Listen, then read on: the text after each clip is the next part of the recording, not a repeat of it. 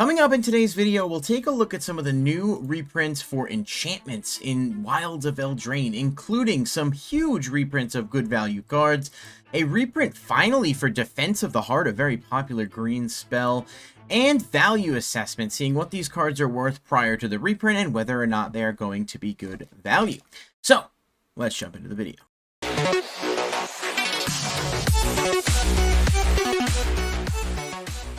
Thanks everybody for being here. If you guys do enjoy the content, please hit the like button on the video and subscribe to the channel. Click the bell icon if you want to stay notified for up-to-date information on all new videos and when they are posted. And of course, if you are interested in joining the channel membership, you can check out the QR code on the screen. In the month of August, all channel members do get a free booster pack of Magic the Gathering, and there are plenty of other perks as well, plus monthly giveaways and so forth. So definitely check it out if you're interested.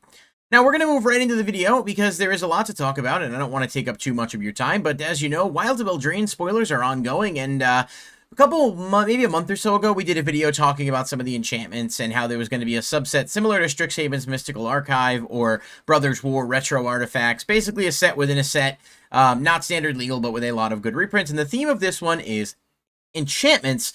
And there are a lot of really cool ones. We talked about a couple like Doubling Season and stuff a while back. And there's some anime art versions of a lot of them. I think it might just be the Mythics and Rares that have anime art versions, although I'm not 100% sure yet exactly how that's going to be laid out. But I thought we'd take a look at some of them, and obviously as they release more, we'll do follow-up videos, but there's going to be 60-something of them in total, and so that would make for a very, very long video. So let's just jump into it, starting off with Garruk's Uprising, which, while an uncommon, is definitely not a bad reprint. At the cheapest, this card was around $3 to $4 before the reprint announcement, meaning that there was definitely some demand for it, and it didn't have too many prints. I don't know that this one has an anime art, but it does have a really, really cool showcase art at least, and this is going to be a decent uncommon to get because it is pretty much widely played across the board in a lot of big, mono green or green hybrid stompy type decks, just for good draw power and the ability to really maximize your plays. Next up, we've got Spreading Seas. This one is uncommon, and of course, it's sort of expected that there will be some lackluster cards in it. I mean, every single subset that we've seen has had some lackluster cards, so that doesn't shock me here. Not that this is a terrible card or anything, but it was only about 75 cents before the reprint announcement, so it's not a huge value add or anything. It's just, kind of norm is sort of what happens here, right? Where you get these cards thrown in here that are decent. At least it only has, one or two other prints. It's not widely accessible, so, there is that going for it. Leyline of the Void is up next, and I don't have an English translation of it yet, but if you just take a quick look at that showcase artwork, oh, that is just beautiful. So I've included the regular Magic 21 on the side, just so you can read the effect if you're unfamiliar. Card's about $10 before the reprint, and it's really, really solid, being able to basically put it on the board if you open with it, which is a really cool concept. I think there's a ley line for every color, and I wouldn't be surprised if they all ended up in the set, but at the time I'm recording this, I've only seen this one, so we'll have to wait and see, and we'll do a follow-up if there's more. It's a good card, it's a solid reprint, and it's a rare, so hopefully it'll bring the value down a bit. It does have a couple other prints, and I think it's somewhat held value-ish, but we'll see where it goes. Not a bad inclusion in here at all. Sanguine Bond is up next. Now, this card's pretty affordable at this point, about $3, give or take, before the reprint, but I have to say, not only is it a good card that's always nice to have a bit more accessibility for, this artwork is really cool. Some kind of Tim Burton vibe I'm getting here. I really, really like this showcase style, Grimm's Fairy Tales hybrid artwork here. And I just think it looks really, really cool. So I'm happy to see it. And at least if we are going to get some lower value sort of reprints, we're getting ones that are better than, just your generic pack filler. Like, this card certainly has application in various different decks. Land Tax. This is a big one with a really cool art as well. However, this was just printed in Commander Masters as well, so it's interesting that they're double dipping this already. It's about $25 at the cheapest before the reprint announcement, looking at the Commander Masters version being the lowest one. Not going to complain personally, though. It's still a really good reprint. It's still another card that, it's nice to have. I'm just surprised by how many double dips they're doing this soon. I'm, again, though, as a player, not going to complain. I'm happy to see this in here, and hopefully, the foil version will hold enough of a premium that there will be some, desirability for collectors, while also making it more affordable for those of us who just want to have copies of this card without having to shell out, $30 a piece. Bitter Blossom, this is a really good one. This was reprinted in Double Masters 2022 last year. Hasn't been reprinted since, obviously, but it's only been about a year. This card was around $20 before the reprint announcement today, yesterday, whenever the heck it came out. I gotta be honest, I don't love the anime art here. It kind of isn't doing it for me, but I'm still happy to see another copy of Bitter Blossom in print.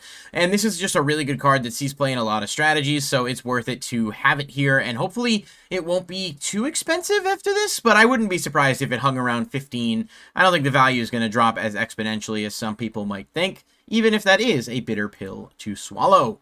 Blood Moon, artwork here is freaking amazing. I get Castlevania vibes from this. I don't know what it's supposed to be, but this is the quote-unquote anime-style art of this. Blood Moon is one of those frustrating cards to play against in certain decks, and especially Commander, but it's also a really good card that's just nice to, have an accessible print. It was about 10 bucks at the cheapest before this, so it wasn't super pricey, but not a bad card overall just to get a reprint in here, and how can you not love that artwork? I mean, that is really, really cool.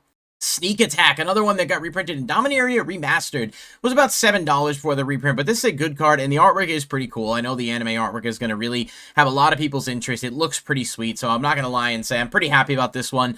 I don't know whether we're going to look at the value with the anime stuff and if it's going to have a premium because that art style is so popular, but this is a good inclusion. I don't love that it's a mythic, but it's still a good inclusion and definitely a solid card. It's just on the lower end of, what you're expecting from some of your mythics. But this is a standard set. It's a subset within a set. It's not, held to the same standard as Commander Master, so I'm not going to criticize it much beyond that mention. Brave Pact, another one that just got reprinted in Commander Masters, and they're doubling down on it again here, but the artwork is really, really cool. Probably one of my favorites for these anime-style arts so far. And again, the card's still $15, so I can't complain too much. Bringing the price down, double dipping it is good. And there's two different versions, of course, the anime and the non-anime version, which is just like a regular showcase. So hopefully, there'll be a bit of a mix in terms of what you want and whether or not those are going to end up being really expensive. I don't know. I'm not really sure where I was going with that. But again, just very surprised by the double dip reprint for sure. Kindred Discovery is a card that I didn't realize was up to $20. It had been reprinted in Commander Legends Battle for Baldur's Gate. Did not realize it was that expensive, so this is actually a really good reprint. That card was up quite a bit. A really, really good card for a lot of tribal decks, and obviously fits the theme here quite well. Really neat artwork here, and I think this card's actually going to be pretty, in demand, considering I didn't realize it already had quite a bit of demand. At one point, it was like a $5 card, so definitely interesting to see how quickly that's gone up, and just sort of a good example of how, like, a card got reprinted like a year ago, and it already went back up to what it was pre-reprint. I think people need to sort of, again, keep that in mind when you're, like, looking at this stuff, and remember that, like, a lot of these prices are going to end up settling over time, and maybe don't get, so salty about it.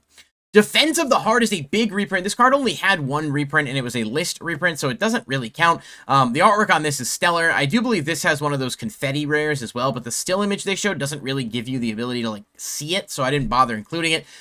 We saw it with the Ristic Study, and I'm sure this is going to be very similar. I love the artwork on this card. This is just a really cool card in general, and I don't have anything bad to say about it. A very, very welcome reprint. Even if it wasn't super expensive, it was very much not in, like, common circulation outside of the list. So here we go. We've got a brand new printing of it with two different styles, and the anime one is beautiful. Nature's Will is another one with just some really, really awesome artwork, and again, there's no English translation for that one yet, so I just threw up the Kamigawa copy over here so you guys could read the effect if you were curious. This was around $12 prior to the reprint. Again, not the most expensive, but also not the most accessible. It was in Champions of Kamigawa, and I believe it was in one other set, which may have actually just been like a secret lair. So, food for thought, something to keep in mind, but not the most expensive card before, but it's definitely one that is going to be welcome by players.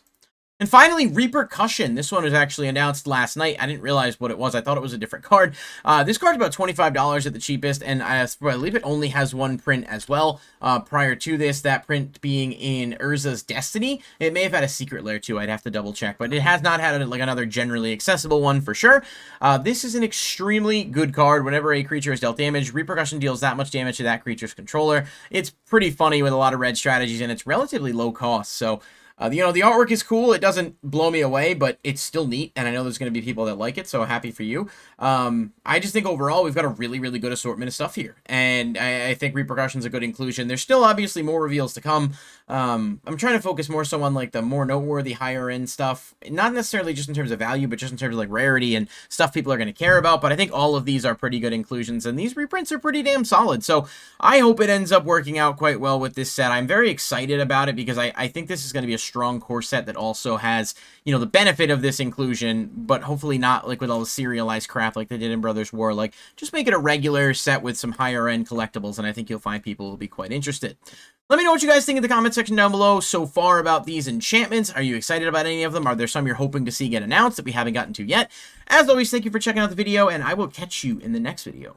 Peace.